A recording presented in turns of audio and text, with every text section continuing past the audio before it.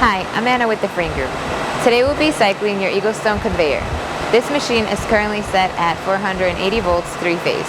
We recommend you read the manual in its entirety before powering on this machine.